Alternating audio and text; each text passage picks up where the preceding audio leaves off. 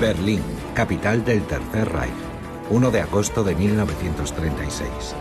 En este monumental estadio tiene lugar la mayor operación de propaganda nazi de la historia.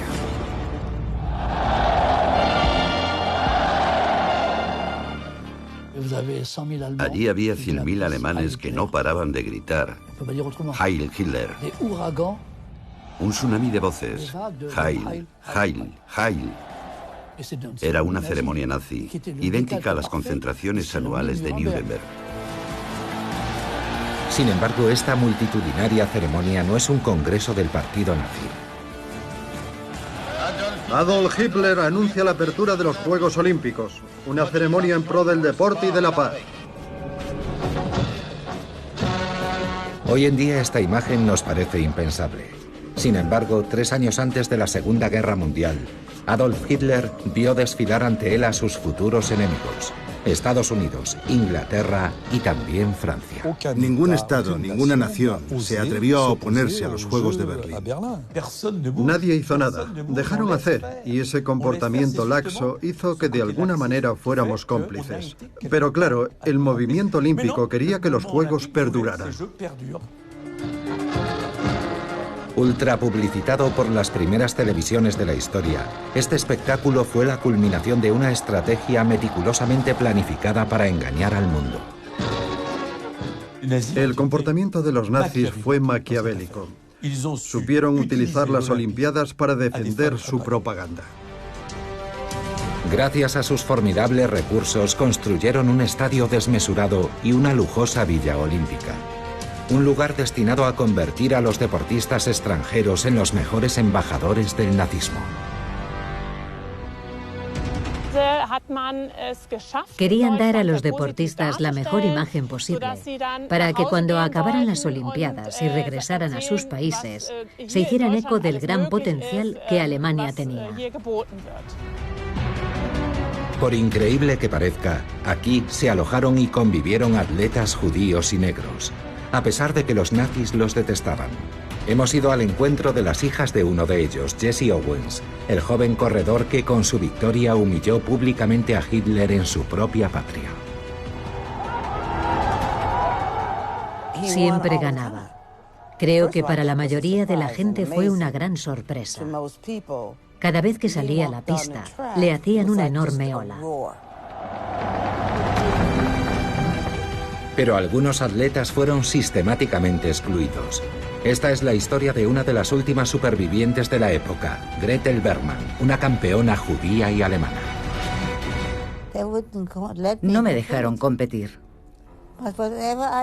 Gané las eliminatorias, pero no participé en los Juegos, porque era judía. Para ellos era la encarnación del mal. Ninguna persona vivió una historia como la mía. ¿Cómo engañaron los nazis a los dirigentes de los países más poderosos del planeta para glorificar su ideología ante las cámaras del mundo entero? Los Juegos Olímpicos de 1936, que deberían celebrar la paz entre los pueblos, se convirtieron en los Juegos de la Vergüenza.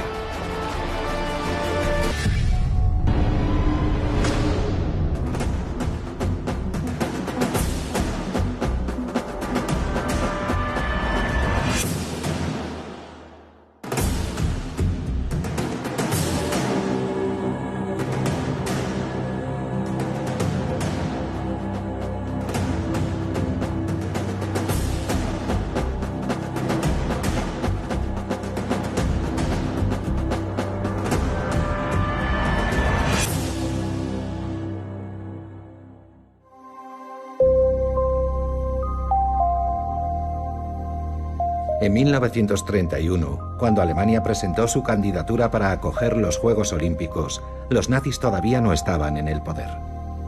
Pero en el país, en crisis desde la Primera Guerra Mundial, se había desarrollado el germen del extremismo xenófobo. Humillado por el Tratado de Versalles impuesto por los aliados y posteriormente vapuleado por el crack de la bolsa del 29, el país estaba al borde de la asfixia.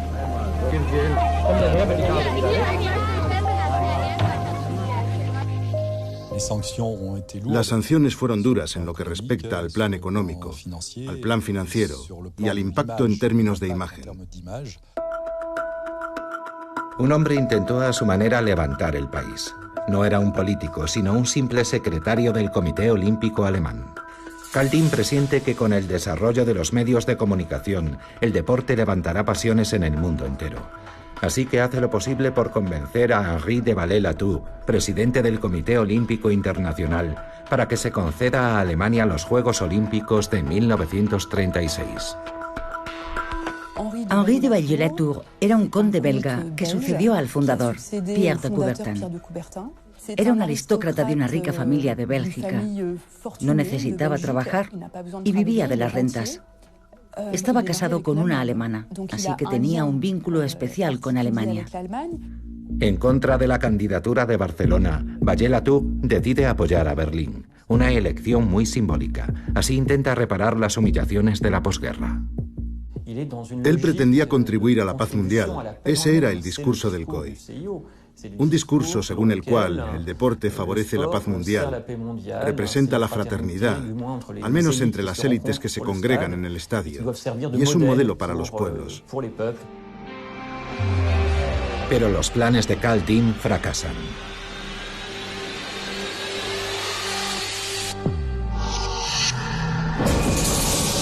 El 30 de enero de 1933, Adolf Hitler fue nombrado canciller. Rápidamente se otorga a sí mismo plenos poderes y suprime las libertades individuales. Abre en Dachau el primer campo de concentración de la historia y encierra en él a sus adversarios políticos. La organización de los Juegos Olímpicos es la menor de sus preocupaciones. De hecho, el Führer no practica ningún deporte y cree que los Juegos Olímpicos son un acontecimiento ocioso y decadente.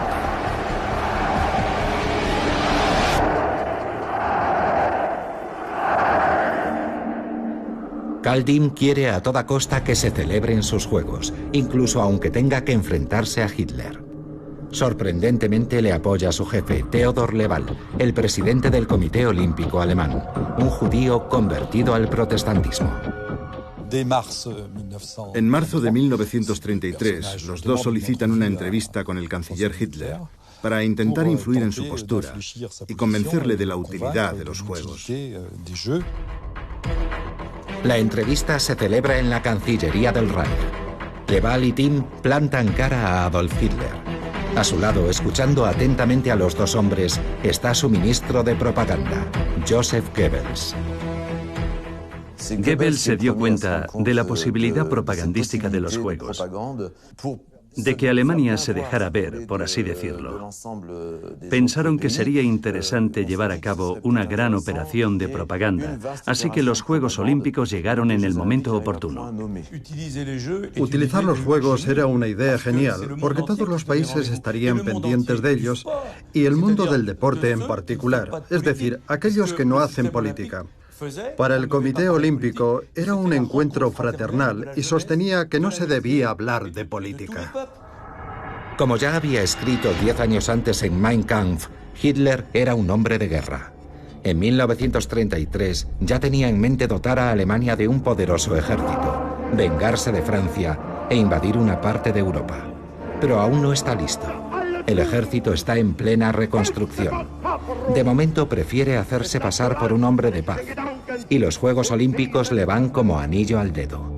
Así pues, en abril de 1933, ordena a Goebbels coordinar una ambiciosa campaña de comunicación. Desde ese momento, aquellos Juegos no serían lo suficientemente grandiosos, ni fastuosos, ni llamativos. Toda la maquinaria alemana, económica, militar y propagandística, se puso en marcha. Inmediatamente se destinan 6 millones de marcos alemanes, el equivalente a 54 millones de euros actuales, para la organización de los Juegos. En diciembre de 1933, el Führer ordena la construcción de un estadio monumental, que debe ser el más grande del mundo. La propaganda empieza a funcionar y las obras llaman la atención de las televisiones extranjeras. Berlín. El gobierno nacional socialista ha querido superar cualquier construcción realizada hasta la fecha para celebrar los Juegos Olímpicos. Más de 100.000 personas podrán ocupar el gran estadio que está a punto de concluirse.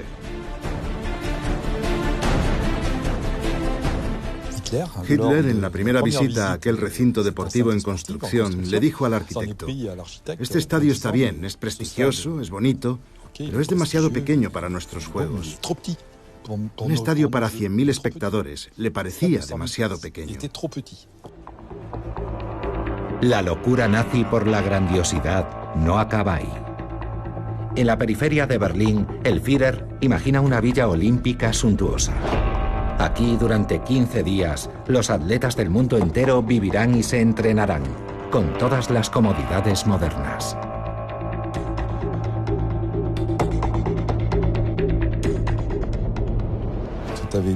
Todo se había estudiado minuciosamente. Habitaciones, 40 restaurantes, salas de conciertos, salas de televisión, porque se iba a retransmitir un cierto número de pruebas en directo.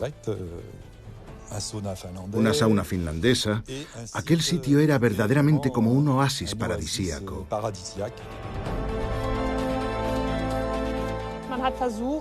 Aquí, en la Villa Olímpica, la idea era crear un espacio pintoresco e idílico, con el aspecto de un pueblo alemán típico.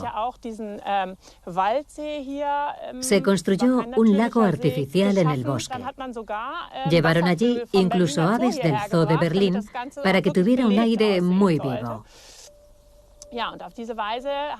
Se trataba de dar a los deportistas la mejor imagen posible, para que cuando acabaran las Olimpiadas y regresaran a sus países, se hicieran eco del gran potencial que Alemania tenía. Pero entre bastidores, los nazis están imponiendo ya sus leyes racistas. Los trabajos duraron 2 años, desde la primavera de 1934 hasta finales de abril de 1936.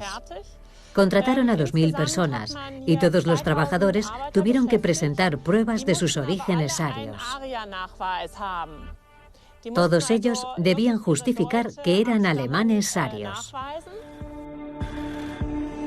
Se llevó a cabo una inquietante mezcla de géneros y se nombró comandante de la Villa Olímpica a un capitán del ejército alemán, Wolfgang Fürstner. El comandante se alojaría en esta casa en medio de los deportistas.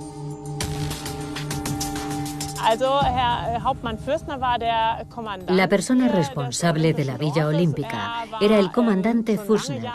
Se trataba de un oficial de confianza de la Wehrmacht desde hacía muchos años. Le interesaba mucho el deporte y además era deportista. Él estaba muy orgulloso de ocupar ese puesto. La villa fue financiada por el Ministerio de la Guerra, ya que las instalaciones se convertirían en un campo militar después de los Juegos Olímpicos. El capitán Fürstner mandó decorar los salones con imágenes de guerra. En el resto de Alemania, los nazis endurecen su régimen.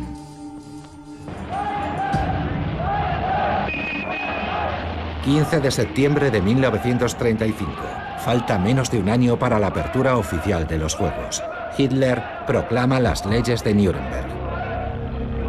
Se priva a los judíos de la ciudadanía alemana, clausuran sus comercios y se les excluye de cualquier empleo público. Incluso les niegan el acceso a los hospitales. Gretel Bergmann, de 21 años, acababa de ser admitida en la universidad. Pero a partir de entonces, el acceso a los cursos de los estudiantes judíos sería rechazado. Hitler me hizo sentir sucia. Todos los judíos éramos sucios. Teníamos que acostumbrarnos. No podíamos comprar en las tiendas en las que solíamos hacerlo habitualmente. No podíamos ir a los restaurantes. No podíamos hacer nada. Ni siquiera podíamos ver a nuestros amigos. Mis amigos venían a verme por la noche porque no se les permitía frecuentar judíos. No fue una época agradable, créame. Fue horrible. Gretel era una apasionada del atletismo y estaba particularmente dotada para el salto de altura. Acumulaba premios y tenía un prometedor porvenir deportivo. Pero las leyes de Nuremberg la apartan de su club y de todas las instalaciones deportivas del país. Así que, como muchos judíos, decide exiliarse. Sus padres no tenían mucho dinero y se marcha sola. Mis padres me dijeron que me marchara porque ya no había ningún futuro para mí en Alemania. Ya no podía hacer deporte, no podía hacer nada. Así que me fui a Inglaterra. Allí fui a la universidad. Estuvo bien, aunque los ingleses no fueron muy acogedores, porque yo era alemana.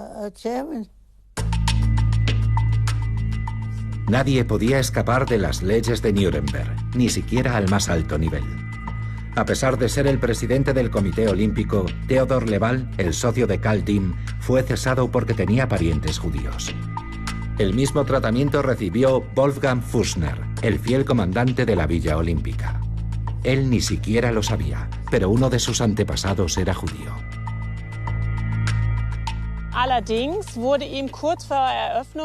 Poco antes de que acabaran los trabajos de construcción, Wolfgang Fürstner fue degradado a un puesto inferior y sustituido por un teniente coronel del ejército. El objetivo era expulsarlo antes de que llegara Adolf Hitler el 17 de junio para la inauguración oficial. El comandante no pudo soportar semejante deshonor. 2 días después de la conclusión de los Juegos, cuando se marcharon los atletas, se disparó un tiro en la cabeza cerca de este lago, en pleno centro de la Villa Olímpica. A pesar de que Alemania está sumida en el terror, el presidente del COI, Henri de Vallée-Latour, no reacciona. El Comité Olímpico Internacional dice, no, nosotros no hacemos política. Nosotros tenemos las manos limpias. Somos apolíticos. No le busquen 3 pies al gato. La situación de los judíos, de los derechos humanos y de la democracia en Alemania no es nuestro problema. Estamos por encima de eso. Berlín prometía unos juegos grandiosos. Y sin duda, eso era lo que más deseaba el COI. Y por otro lado, ni Vallée-Latour, ni la gran mayoría de los miembros del COI eran demasiado hostiles al régimen nazi. Nadie hizo nada, dejaron hacer, y precisamente ese comportamiento laxo hizo que de alguna manera fuéramos cómplices. El propio movimiento olímpico debería haberse sentido ultrajado. No obstante, llegan las primeras protestas desde el otro lado del Atlántico. Decenas de dirigentes deportivos y políticos estadounidenses envían cartas al COI reclamando un boicot.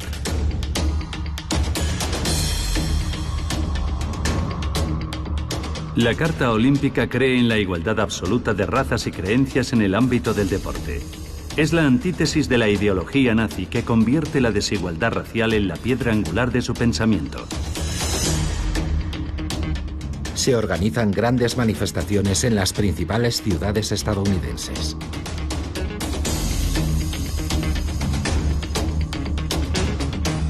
En Nueva York, el Madison Square Garden acoge a miles de opositores a los Juegos de Hitler.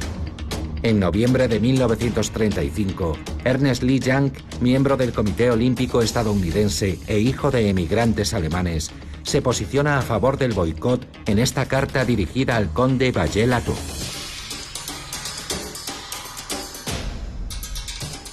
Ni Estados Unidos ni ningún país deben participar en los Juegos de la Alemania nazi, sin saber que al hacerlo suscribirán su ideología y su sórdida utilización de los Juegos. De inmediato, Vallée-Latour lo sanciona y le reprocha que se ocupe de cuestiones políticas. Ernest Lee Young fue excluido del movimiento olímpico, algo muy poco frecuente.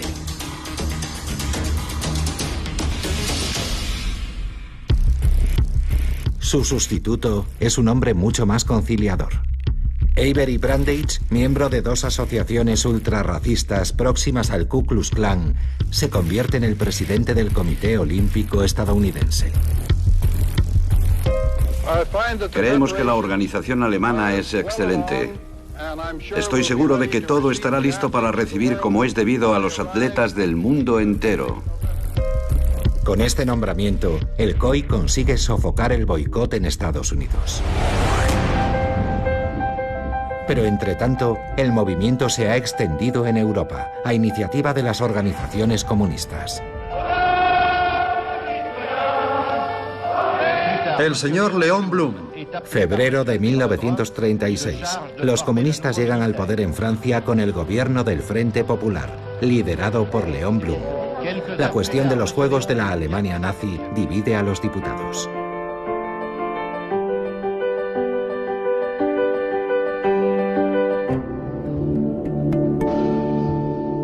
Noël van der Noot sigue atentamente todos los debates.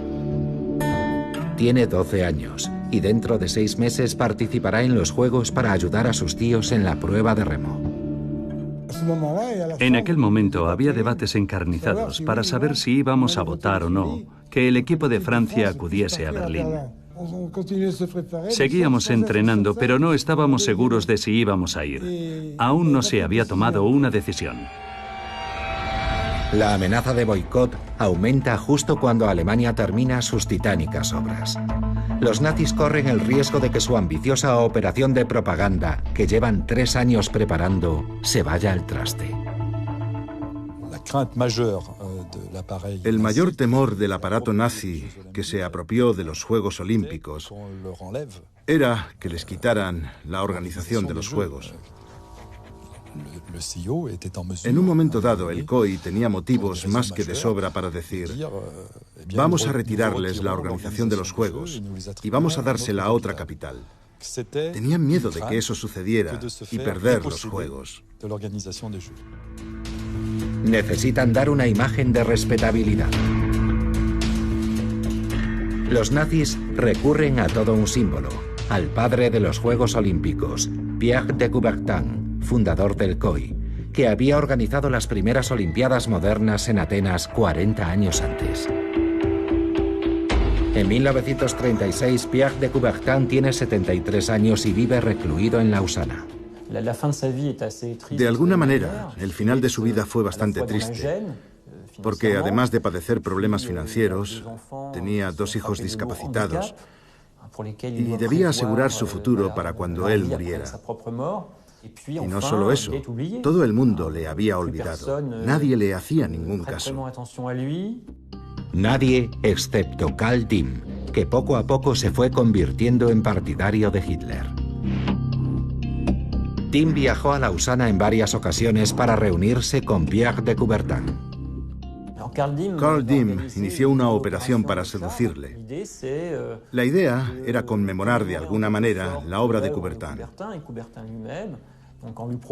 Le propuso reeditar sus obras en Alemania y rendir homenaje a su pensamiento en la revista olímpica. Además, pensaba erigir bustos en su honor. Por otro lado, Hitler concedió a Karl Diem un cheque regalo de unos 10.000 marcos alemanes para que Coubertin pudiera cubrir las necesidades de su familia. Seducido por esta iniciativa, Coubertin legitima los Juegos de Berlín y graba un mensaje de apoyo que Karl Diem difunde en emisoras de radio de todo el mundo.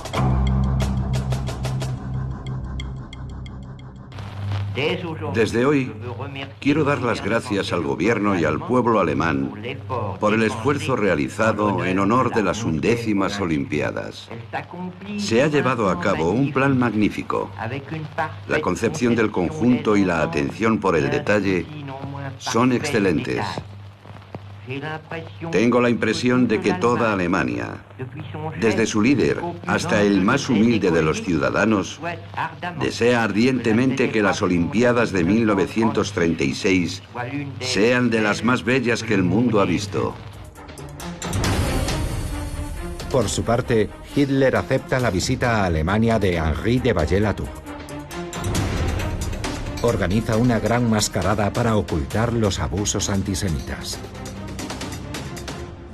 Era absolutamente necesario mostrar al mundo que Alemania era un país tolerante y abierto. Lo proclamaron a los 4 vientos, esa era la consigna. Los trató como si fueran marionetas. De hecho, Hitler despreciaba profundamente a todos los políticos franceses, a todos los políticos ingleses y estadounidenses. Hitler pensaba que Vager-Latour era fácil de manejar, y eso hizo. Todos los gobiernos se dejaron embaucar por las falsas promesas de Hitler. Antes de la llegada de los primeros visitantes, ordenó retirar todos los carteles antisemitas de Berlín. También levantó las prohibiciones contra los judíos, pero solo durante los 15 días que duraron los Juegos Olímpicos. Además, prometió que habría atletas judíos en el equipo olímpico alemán.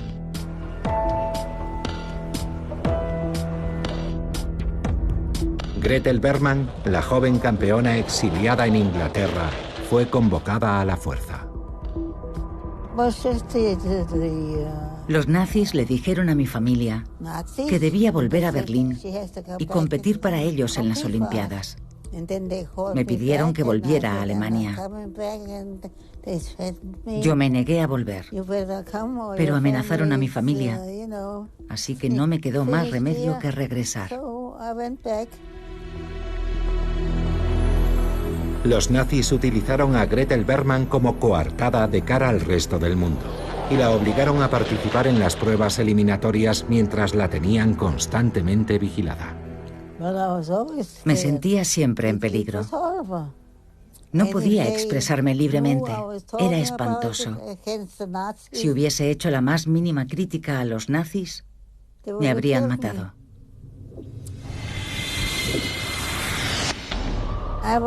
Durante las eliminatorias siempre me excluían. Los demás atletas corrían y se sentaban juntos y yo estaba sentada aparte. Estaba completamente marginada. Y cuando gané, se llevaron una gran decepción. Di lo mejor de mí misma, porque quería demostrarles de lo que era capaz un judío. Estas injusticias desatan la ira de la joven atleta. Durante las pruebas, bate el récord nacional de salto de altura, con 1,60 m. Con su extraordinario rendimiento, Gretel Bergmann se convirtió en un estorbo para los nazis. Temían que una judía ganara los Juegos Olímpicos representando a Alemania, así que la excluyeron de la selección. Como explicación, recibió esta carta. El responsable deportivo del Reich, encargado de elegir al equipo para los Juegos Olímpicos, no la ha seleccionado para representar a Alemania. A la vista de su última actuación, seguramente usted tampoco esperaba ser elegida. Heil Hitler. En la carta me decían simplemente que no me habían seleccionado y no podía competir. Y es una pena porque estaba tan furiosa que habría ganado. Era muy buena atleta. Un año más tarde, en 1937, Gretel Bergmann abandonó Alemania para siempre. Se convirtió en campeona de atletismo en Estados Unidos, donde a los 102 años aún sigue viviendo.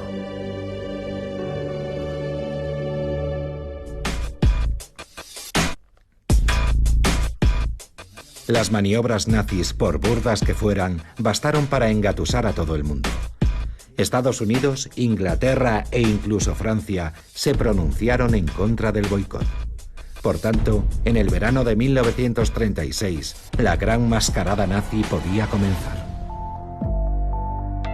El primer movimiento es esta campaña de comunicación, en la que se muestra un supuesto paralelismo entre el hombre de raza aria y el atleta de la antigüedad. En los carteles oficiales destaca la diosa griega Atenea. Se erigieron decenas de estatuas grecorromanas en las calles de la capital. Y el 20 de julio se encendió la antorcha olímpica en el bosque sagrado de Olimpia, antes de iniciar el primer relevo de su historia hacia Berlín. Una hábil mezcla de símbolos al servicio de la propaganda nazi.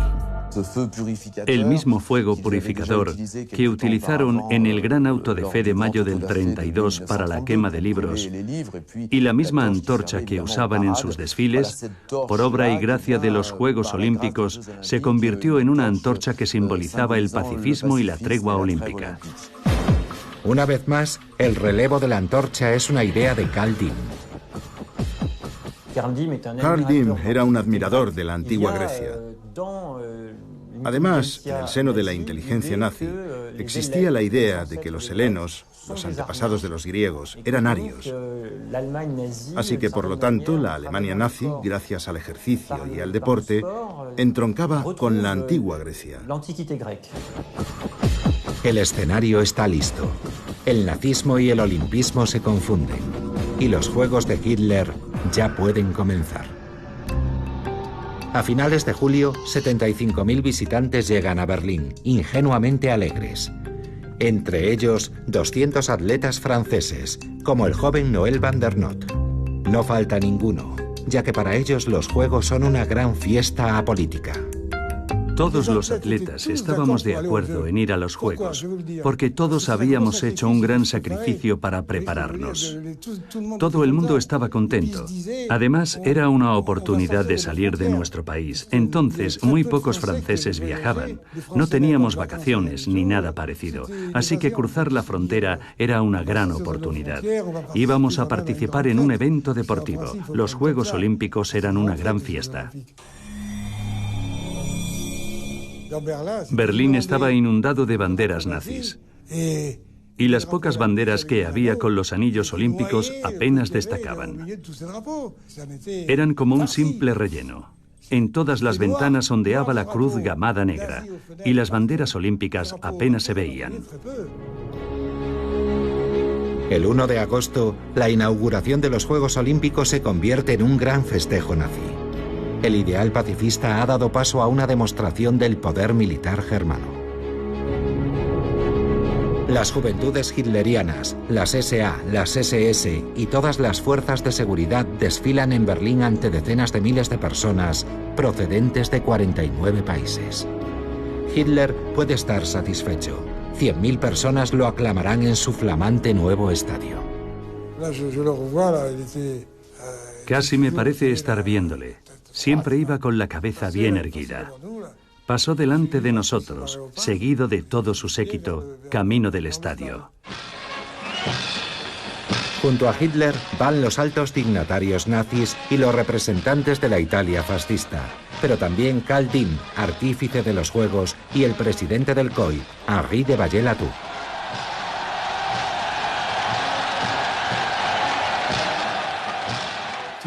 Todo el mundo estaba allí gritando Heil Hitler sin cesar. El Führer enardecía a las masas. Era algo inaudito.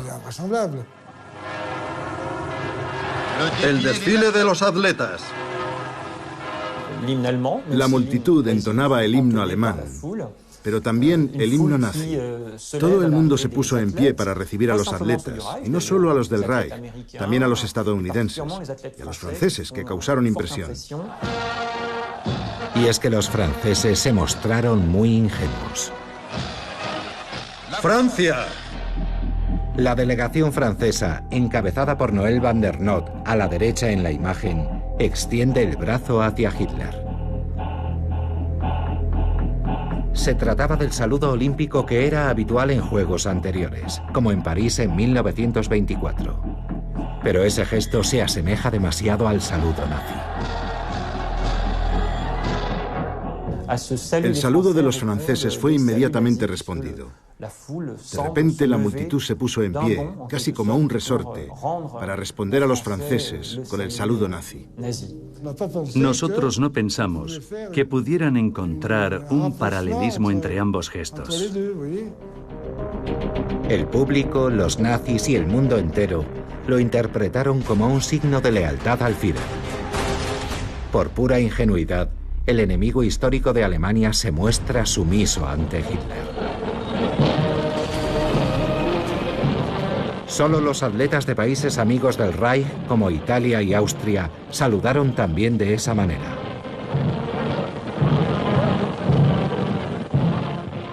Hacer ese saludo delante del palco de Hitler no podía dejar de tener un significado político explícito o implícito. Tal vez los políticos podrían haberlo pensado y habernos dicho que era preferible no hacer ese saludo y haber buscado otra fórmula. Nadie habría puesto ninguna pega. A nosotros aquello nos daba lo mismo. Inglaterra. Los estadounidenses y los británicos no hicieron el saludo olímpico porque sus diplomáticos les habían advertido del impacto que ese saludo tendría en la multitud nazi y la utilización de aquel gesto por parte del régimen. Así que dieron la orden de no hacer el saludo olímpico en el estadio de Berlín, como sí hizo la delegación francesa. La ceremonia, para mayor gloria de los nazis, terminó con la llegada de la llama olímpica, que portaba un atleta ario perfecto. Sueltan una bandada de palomas para anunciar al mundo la apertura de los Juegos Olímpicos. Todo era propaganda visual. La puesta en escena, la llegada de Hitler, los proyectores, la llama, pura imagen. En esta guerra de la imagen, los nazis convierten cada evento deportivo en un campo de batalla político. Todos los atletas del Reich llevan en sus camisetas la cruz gamada. Cada éxito alemán es otra oportunidad para celebrar la grandeza nazi. Se iza la bandera y suena el himno del partido, mientras los atletas tienden el brazo hacia el Führer.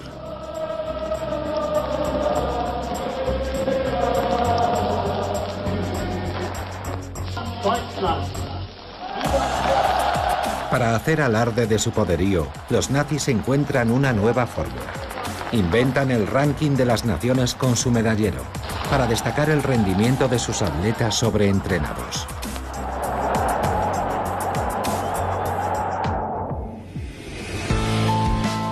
Para asegurarse de que su propaganda se difunda a gran escala, Hitler contrata a Leni Riefenstahl, que con 40 cámaras y un presupuesto récord de 1 millón de marcos alemanes, rueda Los dioses del estadio. Una película de gran formato para mayor gloria de los atletas arios. A Berlín acuden también 1.200 periodistas internacionales y 2.500 emisoras de radio se encargan de difundir los Juegos por el mundo entero.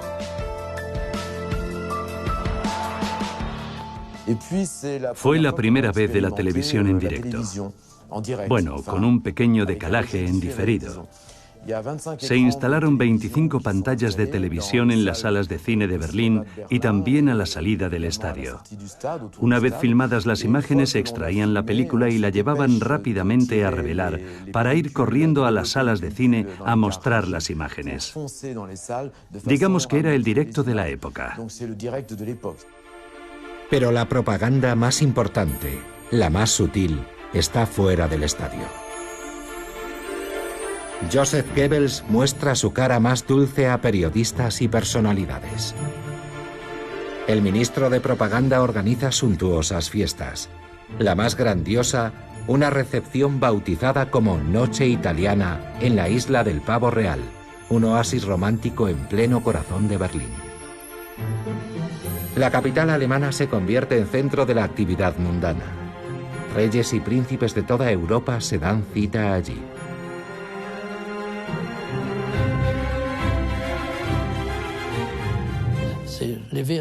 Reúnen a todos los personajes VIP y les ofrecen bocados exquisitos.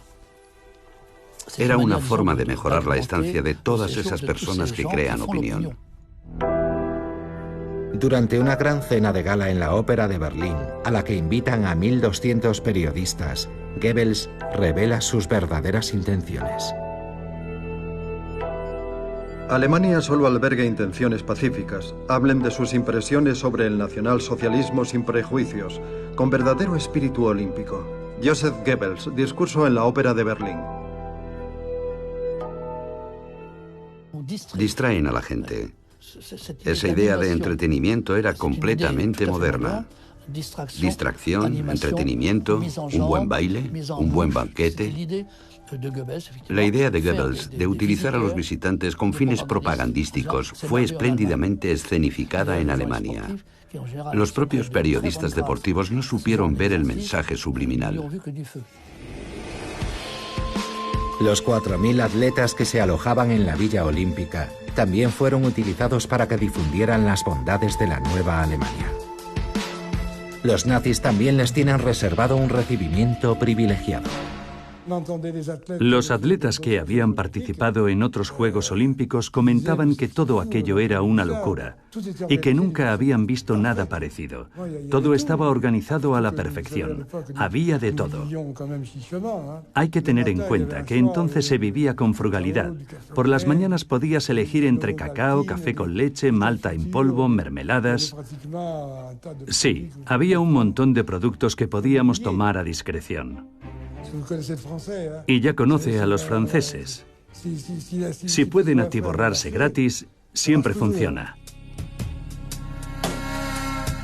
Los atletas están tan deslumbrados que llaman a la Villa Olímpica el paraíso en la tierra. Uno de ellos, Jesse Owens, un joven negro estadounidense de 22 años, nieto de un esclavo, está aún más sorprendido. Él, que vive en un país segregacionista, no da crédito cuando recibe el mismo trato que los blancos. Cuando llegaron, preguntaron dónde estaban sus habitaciones, porque pensaban que les alojarían en un lugar diferente al de los atletas blancos. Y cuando se dieron cuenta de que todos eran iguales, fue algo extraordinario. Porque en Estados Unidos no era así. Allí comían todos juntos. No estaban los blancos a un lado y los negros a otro. En Berlín formaban un solo equipo, el equipo olímpico de Estados Unidos. Detrás de este recibimiento, meticulosamente calculado, el régimen de Hitler sigue siendo ultrarracista y considera a los negros seres infrahumanos. Sin embargo, Owens fue capaz de frenar a su gran máquina propagandística. 3 de agosto de 1936. El estadio entero está pendiente de la línea de salida de los 100 metros lisos, la prueba reina. Owens, estadounidense. Desde las primeras zancadas, Jesse Owens deja atrás a sus oponentes. Parecía un paseo. No sé si me entiende. Hay atletas que corren con los pies pegados al suelo y da la sensación de que aplastan la pista. Él, en cambio, hacía todo lo contrario. Era pura dinamita.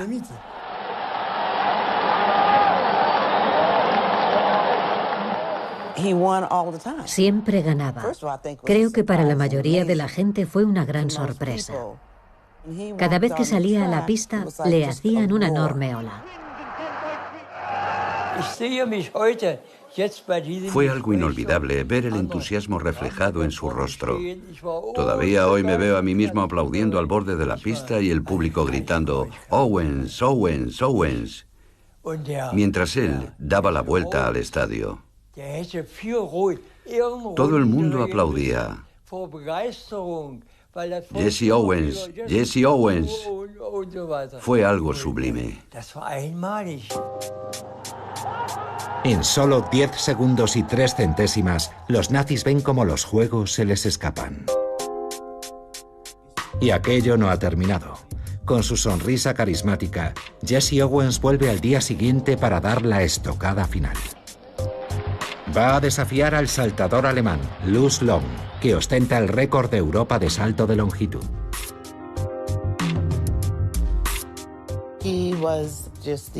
Para Hitler, tenía todos los atributos del ario perfecto. Era rubio, de piel blanca, alto, atlético, y procedía de una familia muy rica. Pero por encima de todo eso, era un hombre de bien.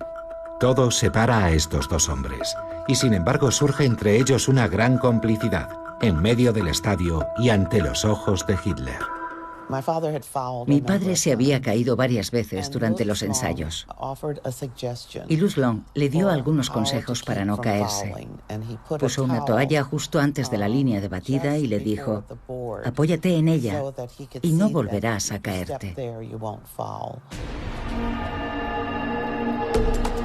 Gracias a ese consejo, Jesse Owens realiza una proeza increíble. Con un salto de 7 metros y 94 centímetros, bate el récord del mundo. Luz fue el primero en felicitarle. Y lo celebraron juntos. Luz Long y aquel extraordinario atleta estadounidense, aquel hombre negro, Jesse Owens. Se les veía a ambos henchidos de orgullo. Para mí aquel fue un espectáculo grandioso. Día tras día, Jesse Owens deja su impronta en las Olimpiadas nazis. Al día siguiente gana también los 200 metros. Y más tarde, el relevo 4 por 100. La verdad es que había un gran contraste entre aquella enfervorizada multitud y la frialdad de los dignatarios del partido nazi que estaban en la tribuna. Todos los espectadores estaban entusiasmados, pero ellos mostraban una actitud negativa. Se juntaron en un rincón y no parecían muy contentos. Las victorias de Jesse Owens ponían de manifiesto el fracaso de todas las teorías raciales proclamadas por el Tercer Reich y además en directo, ante los ojos del mundo entero.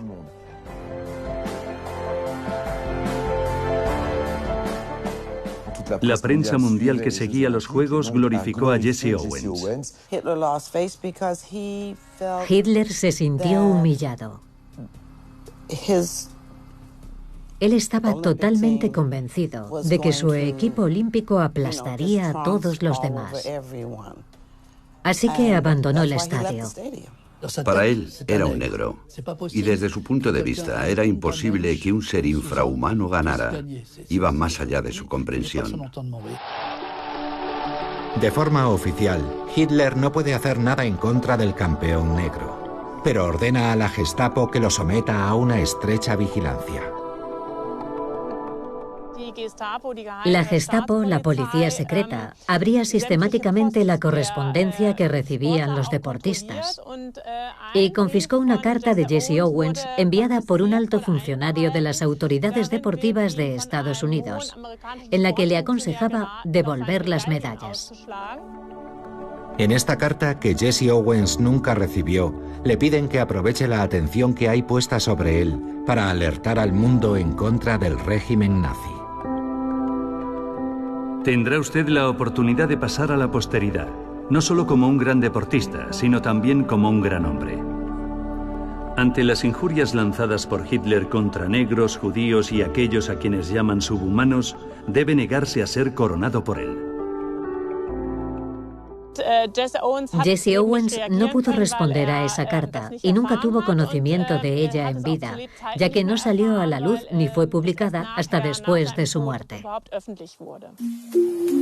Bajo una estricta vigilancia, los Juegos siguieron su curso sin que nadie pusiera en duda la dictadura nazi. Las 4 medallas de oro de Jesse Owens causaron sin duda una honda impresión, pero finalmente fue Alemania quien se alzó victoriosa. Obtuvo 89 medallas en la clasificación de las naciones, muy por delante de sus competidores. El 17 de agosto, durante la ceremonia de clausura, Henri de Vallée-Latour seguía manifestando su agradecimiento a Adolf Hitler. Después de expresar al canciller del Reich y al pueblo alemán nuestra más profunda gratitud, proclamamos la clausura de las 11ª Olimpiadas. Los Juegos Olímpicos fueron un éxito rotundo, como reflejó claramente la prensa francesa de la época. Todos los periodistas que asistieron volvieron entusiasmados y deslumbrados por Berlín y por Alemania, la Alemania nazi. El 25 de agosto, el diario conservador L'Echo de Paris subraya el éxito de los fastuosos Juegos de Hitler. En la misma página, otro artículo informa, sin darle apenas importancia, de que Alemania está reforzando significativamente su ejército.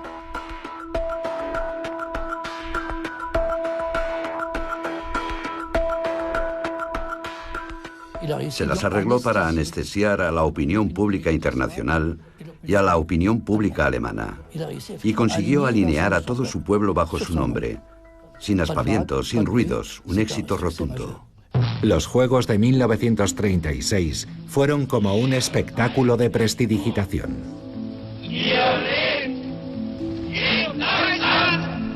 Mientras todo el mundo miraba aquel evento grandioso, Hitler planificaba su estrategia bélica. Su objetivo era valorar la sumisión del pueblo a su Führer, a su líder, de cara a futuras movilizaciones bélicas. La prueba está en que el día de la inauguración de los Juegos, el Estado Mayor alemán decretó la primera fase de la preparación de la guerra. Solo 3 años después, quedó claro que la tolerancia y la paz entre los pueblos había sido una farsa. Adolf Hitler desencadena la Segunda Guerra Mundial y sus ejércitos barren Europa.